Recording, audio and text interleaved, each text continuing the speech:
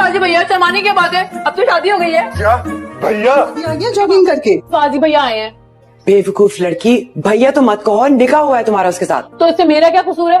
पहले भाई और अब अब्बा का जमाई, आप ही लोगों ने बनाया।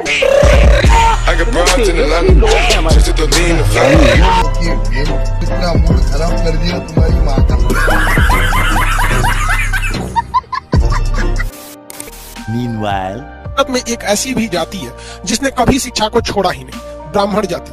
भारत में ब्राह्मण जाति कभी शिक्षा को नहीं छोड़ी, इसलिए वो लोग बहुत कम होने के बावजूद, 3% होने के बावजूद भी भारत के जितने भी बड़े पोस्ट है उसकी 60% उन्हीं लोग के पास है। तो क्या ऐसा थोड़ी एक तक किसी ब्राह्मण को आपने रिजर्वेशन दिया?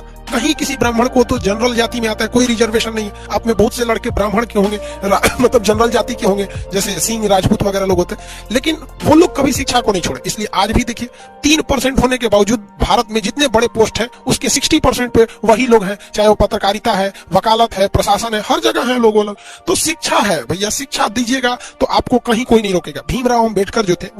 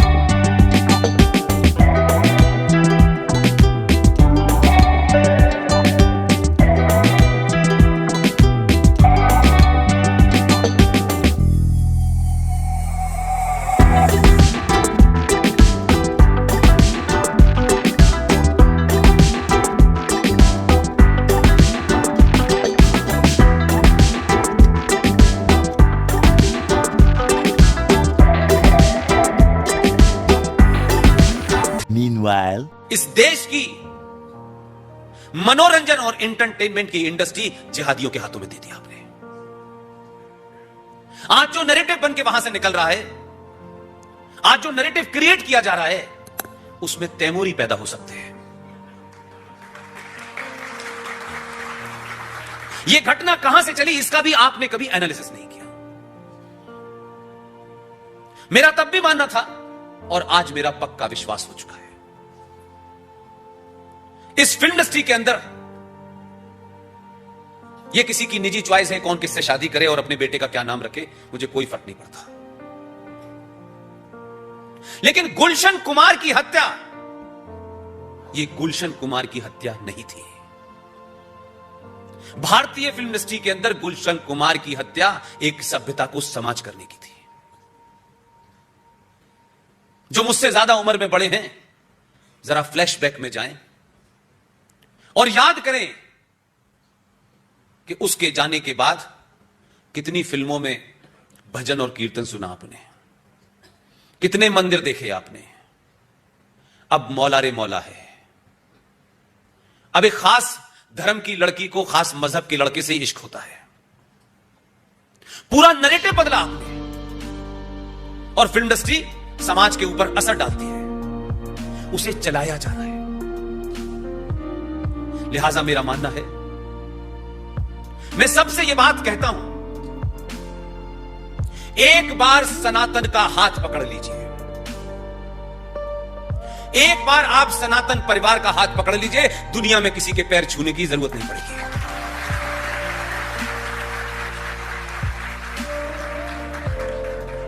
इसलिए आप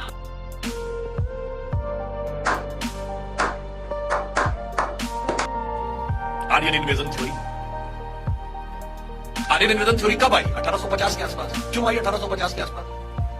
Sanskrit is the mother of all the languages. ये कहने वाला कोई हिंदुस्तानी नहीं था, सर विलियम जोन्स थे, जो कि ये कलकत्ता हाई कोर्ट के जज थे ब्रिटिश टाइम में, जिन्होंने Royal Asiatic Society of Bengal बनाई। और उन्होंने ये सिद्ध कब किया? 1780-90 के आसपास। अब ये फॉरेनर्स के लिए बहुत बड़ा झटका था कि आप तो हुकूमत कर रहे हैं और आप जिसको गुलाम बना के बैठे हुए हैं उसकी लैंग्वेज की सुपीरियरिटी आपसे ज्यादा है। फिर उन्होंने कहा भारत एक देश था ही नहीं कभी, नेवर एक यूनाइटेड कंट्री। तो 1837 में जेम्स प्रिंसेप ने अशोक का साम्राज्य खोज लिया। अब ये पता चला कि इतना बड़ा एंशिएंट एम्पायर था, बर्मा से लेके और अफगानिस्तान तक एरिया में यूरोप के बराबर, आबादी में यूरोप से डबल, इजिप्ट से लेके जापान तक उसका इंपैक्ट था। तो अब क्या करें?